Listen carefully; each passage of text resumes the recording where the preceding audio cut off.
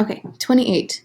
Words like employee, payee, and detainee support the generalization, crudely stated, that words with the ending EE designate the person affected in the specified way by an action performed by someone else. So that's saying, hey, words like these, right, employee, payee, and detainee, they're words that say, they basically imply or designate, right, that whoever's being affected, it's by an action that's being performed by someone else. So I guess that's saying, hey, if you're an employee due to someone else. If you're a detainee due to someone else, or you're impacted by other people's actions, right? If you're a detainee. Similarly, if you're a payee, you're being impacted by other people's actions. Someone else is performing the action that's affecting you. The word absentee seems to be a direct counterexample. It ends in EE, yet if it makes sense here to speak of an action at all, that of absenteeing oneself, perhaps the word can refer to the person who actually performs that action. So then they're saying, hey, for words like absentee, though, there seems to be like almost a contradiction, right? It's a direct counterexample. So they're almost introducing like a paradox situation here, where they're saying, hey, for words like this, it's an action onto oneself, right? The person themselves is performing that action. So instead of someone else performing that action onto an individual, the individual themselves is performing that action onto themselves. So clearly, however, putting forward the following resolves the impasse. So they're saying whatever's coming next is resolving this paradox, right?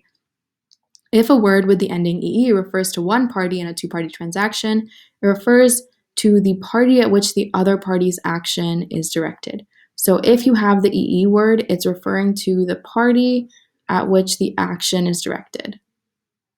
Okay, so let's read the question. The reasoning in the argument could have remained unchanged in force and focus if which one of the following had been advanced as a counterexample in place of the word absentee. So we're looking to replace the word absentee with something else.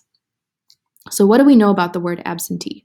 We know that the word refers, right? It refers to a person who actually performs that action.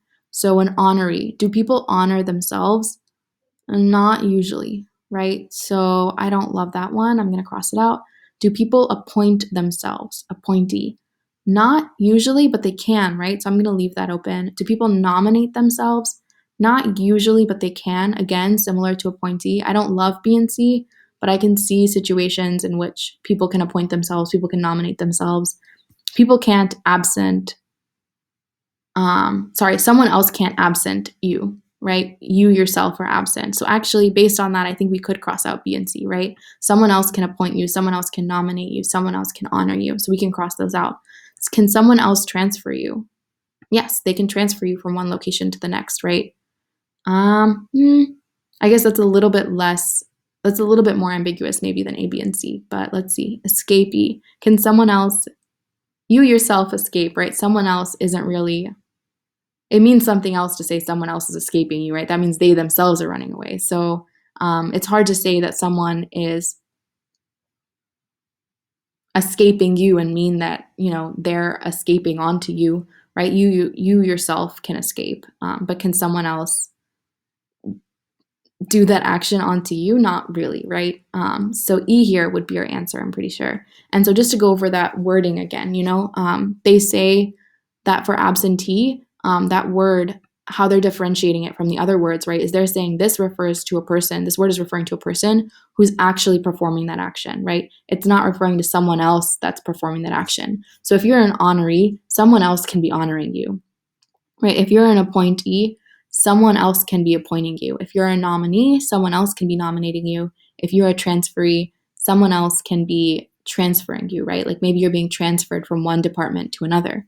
But if you're escaping, you're the one that's escaping, right? No one else is doing that onto you, and no one else can really be doing that onto you. So E is our answer here for that reason.